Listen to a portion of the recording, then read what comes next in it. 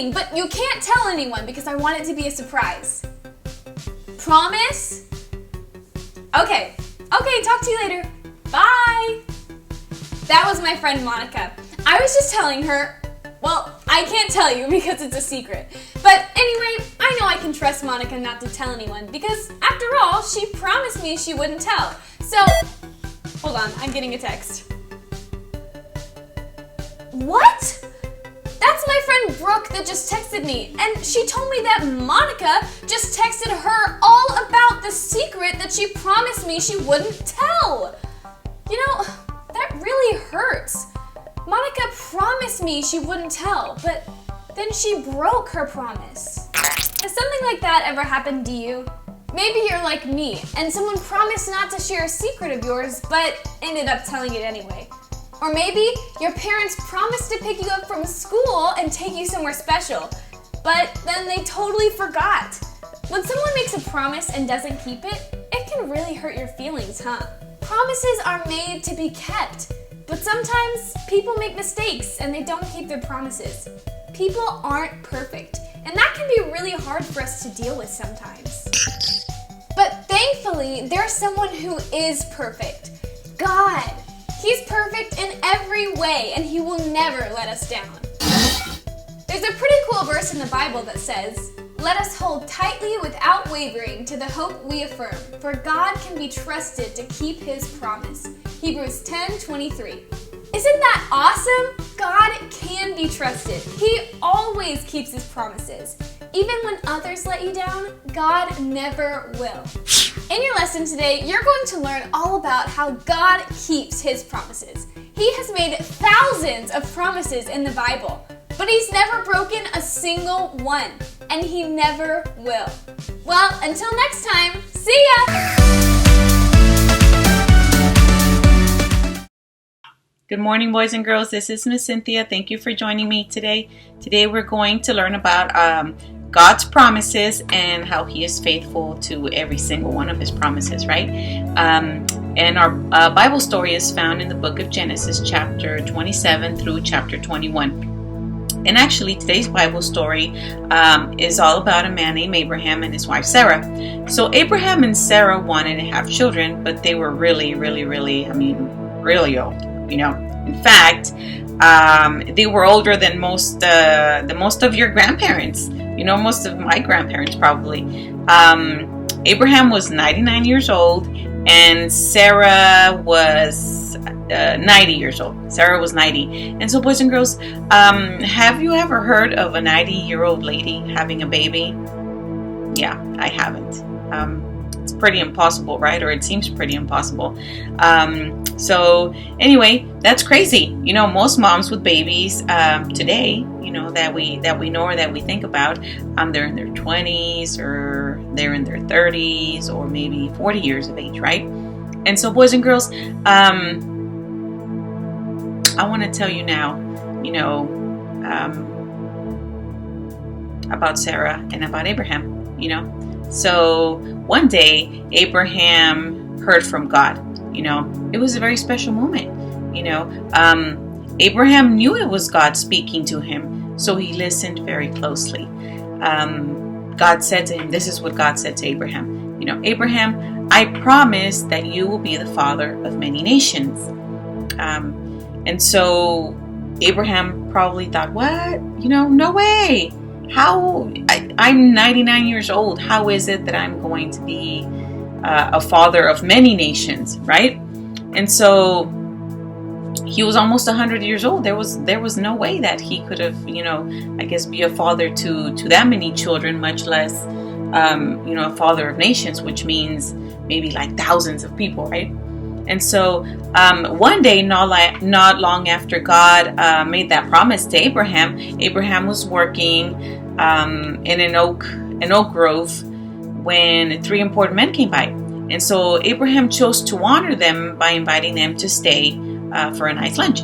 And so they accepted his invitation and sat down in front of Abraham's tent to eat with him. And so, boys and girls, one of the men told Abraham, this time next year, your wife will have a son. And so at that point, Abraham was sure, he was positive, that God had been telling him the truth. When he said, or when he made that promise to him, right, that he was going to be a father to many nations. And then after that, Sarah overheard, the man talking to Abraham, and actually it was pretty funny to her. She laughed, after overhearing the conversation. She thought it was funny. So she said to herself, that's crazy. I'm too old to have a child. Remember, she was 90 years old. And so, boys and girls, Sarah wasn't sure that it was possible for her to have a baby at that age, at such an old age, mind you. And so, boys and girls, God had different plans. Even though this is what she thought, God always has different plans for us, that what we think is right? Or what we think is possible, or what we think will happen, or hope to happen in our lives, And then so he promised Abraham that Sarah would have a child. And they find out, as he made that promise, and soon after that, they found out what you and I are going to find out during this lesson.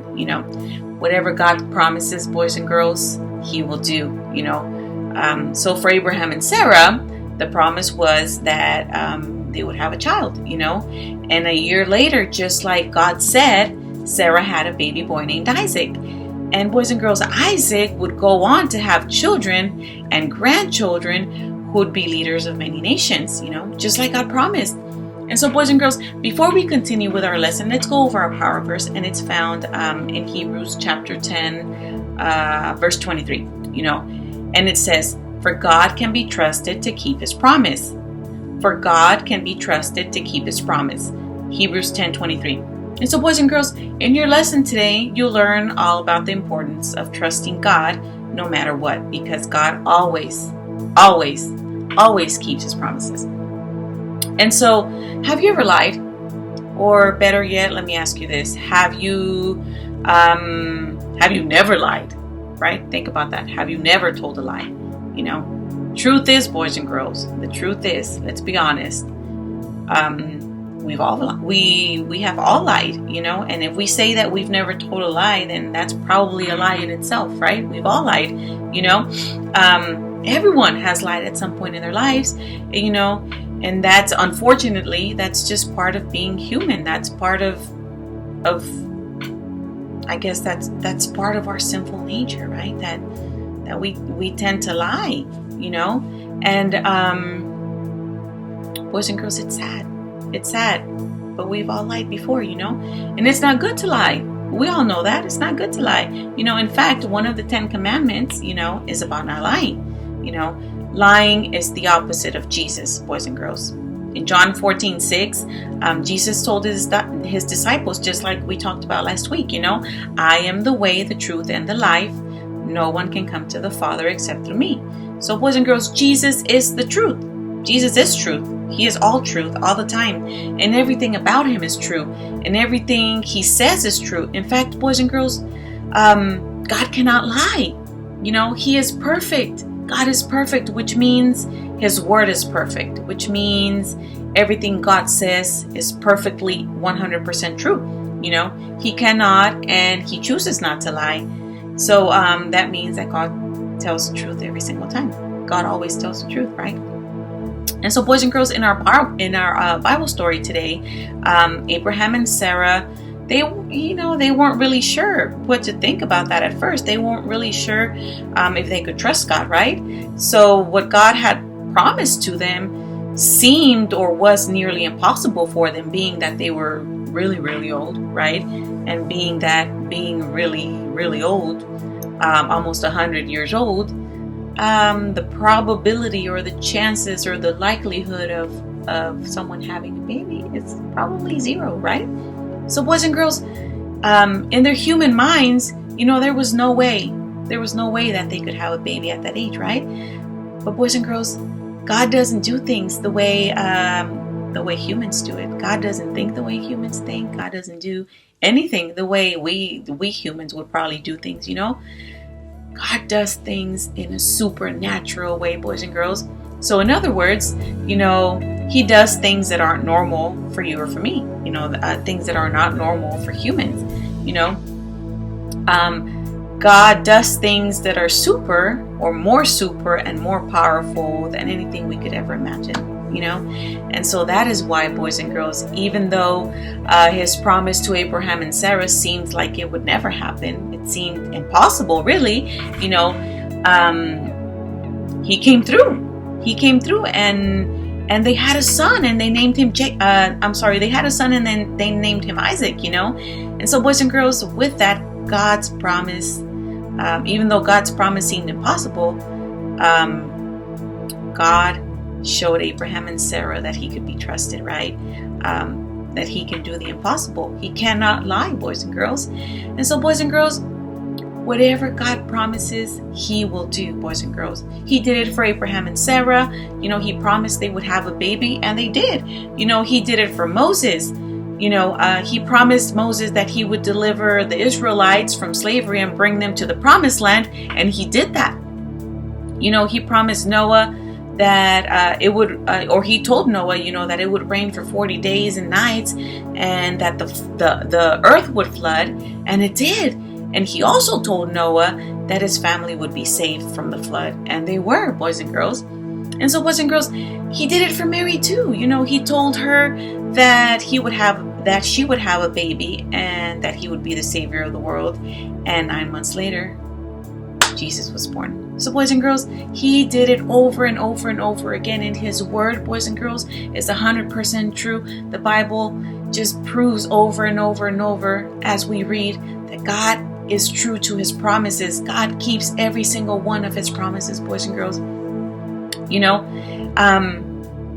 Whatever God promises, he will do, and that just leaves us with one choice. When it comes to God's promises, It leaves us to believe, or it leaves us to think that we must trust God no matter what. No matter how impossible it seems, how unlikely, or how unattainable or unreachable, or how impossible or hard or difficult it may seem, God always keeps his promises, because remember, he doesn't do things the way we do, right? We are like our thoughts. His thoughts are higher than our thoughts, right? So he thinks in a supernatural way. He is all powerful, all knowing. And so the way that we think is really down here, right? Very basic, very human. But the way God thinks, boys and girls, we can't think like he does. We can't do things like he does, right?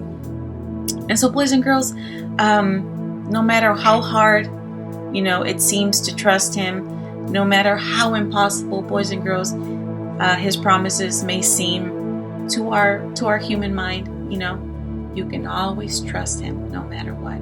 Boys and girls, let's go over our power verse again. And so remember, it's found in Hebrews chapter 10, verse 23. And it says, for God can be trusted to keep his promises.